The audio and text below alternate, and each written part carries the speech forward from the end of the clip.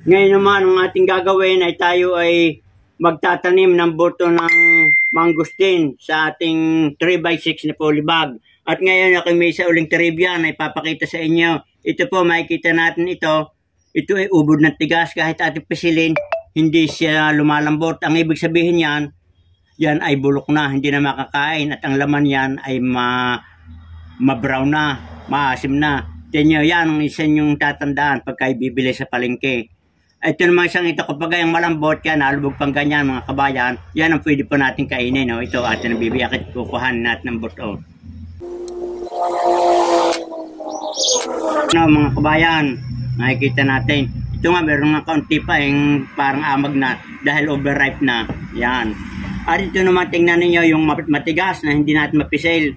Pero ang kanya namang laman, yung pinakaboto ay ito, 1, 2, 3, 4, 5, 6, 7. 7 yan, pag ating nabiyak, tingnan natin. Napakatigas mga kabayan. Yan ang katunayan na hindi na po pwedeng kainin. Pinapakita ko sa inyo para kayo hindi magkamali ng pagpili nyo sa palengke. Nakita nyo, pagkagay yung matigas na, hindi niya po pwedeng kainin. Saka kita nyo, natigas niya, parang bato. Yan. Itong isa lamang pwede pa. Yan. Ay ngayon, ang ating gagawin ay di atin ang gagawin pampunla. Atin ang tatanim. Yan. Ito yung nakuha nating buto, mga kabayan. Ay atin munang tatanggalin ito, tapos saka natin itatanim para madali siyang tumubo. Ating lilinisan. Ito mga kabayan, kailangan natin linisan, tanggalin itong banakal na ito na nakakapit sa buto bago natin itanim. Yan. Para madali siyang tumubo. At itong mangustin, mga kabayan, ay napakadali nitong patubuin. Ito yung mga 1 buwan lamang ay mahaba ng kanyang suloy. Kita na yung kanyang mga dahon.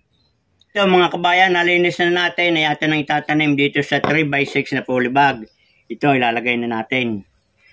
Ang lalim ito pwedeng 1 hanggang 2 cm. Yan. So ganyan lang mga kabayan ang pagtatanim nito. At ito hindi na kailangan pang ibaba dahil ito basa pa, madaling tutubo.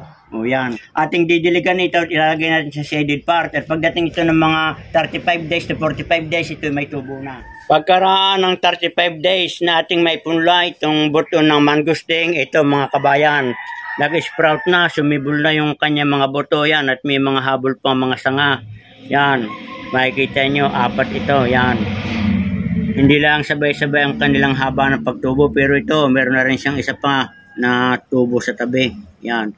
At ito naman yung isa, parang medyo dahon pa lamang pero susuloy pa yung kanyang mga sanga. Yan, mga kabayan. Ganyan lamang ang pamamaraan ng ating pagpupunla ng buto ng mangustin.